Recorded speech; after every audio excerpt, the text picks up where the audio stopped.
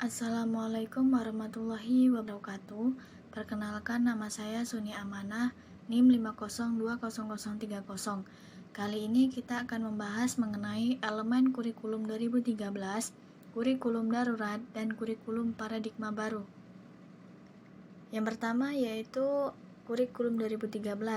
Dalam suatu sistem pendidikan, kurikulum itu sifatnya dinamis serta harus selalu dilakukan perubahan dan pengembangan agar dapat mengikuti perkembangan dan tantangan zaman.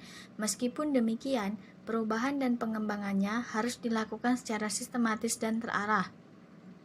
Standar kompetensi lulusan adalah kriteria mengenai kualifikasi kemampuan lulusan yang mencakup sikap, pengetahuan, dan keterampilan.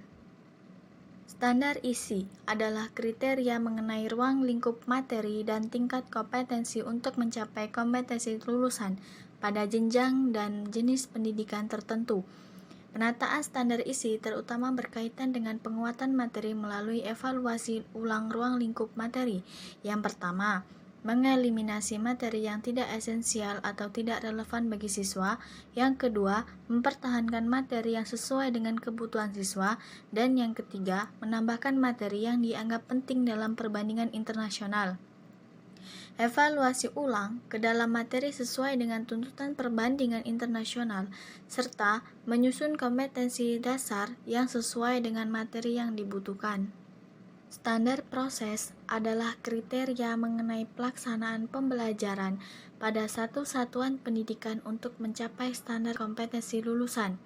Secara garis besar, standar proses dapat dideskripsikan sebagai berikut. Yang pertama, proses pembelajaran pada satuan pendidikan diselenggarakan secara interaktif, inspiratif, menyenangkan, menantang, memotivasi, serta memberikan ruang yang cukup bagi kreativitas yang kemandirian. Yang kedua, setiap satuan pendidik melakukan perencanaan proses pembelajaran, pelaksanaan proses pembelajaran, penilaian hasil pembelajaran, dan pengawasan proses pembelajaran. Yang ketiga, perencanaan pembelajaran merupakan penyusunan rencana pelaksanaan pembelajaran untuk setiap muatan pembelajaran. Yang kedua, kurikulum darurat. Dalam kurikulum darurat, Menteri Pendidikan Kebudayaan menjelaskan kompetensi dasar dikurangi secara dramatis untuk setiap mata pelajarannya. Jadi, kurikulum ini dibuat agar para guru bisa fokus sehingga tidak melebar melainkan mendalam lebih baik. Mendalaminya yaitu esensial daripada tidak ada yang tuntas. Jadi, ini bukan membuat kurikulum menjadi tidak standar, melainkan memilih akan terfokus.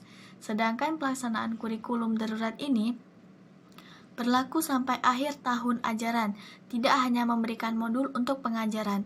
Pendidikan kebudayaan juga memberikan paket asesmen diagnostik bagi guru yang menjalankan kurikulum darurat, sehingga guru dapat mendiagnosis asesmen dilakukan di semua kelas secara berkala untuk mendiagnosis kondisi kognitif siswa sebagai dampak pembelajaran jarak jauh. Yang ketiga, kurikulum paradigma baru. Ada beberapa elemen penting di dalam kurikulum paradigma baru. Yang pertama, berbasis kompetensi, yaitu pengetahuan, keterampilan, dan sikap, dirangkaikan sebagai satu kesatuan proses yang berkelanjutan, sehingga membangun kompetensi yang utuh. Yang kedua, pembelajaran yang fleksibel, penyusunan pencapaian pembelajaran dalam fase-fase 2-3 tahun profase, sehingga peserta didik memiliki kesempatan untuk belajar sesuai dengan tingkat pencapaian kebutuhan, kecepatan, dan gaya belajarnya.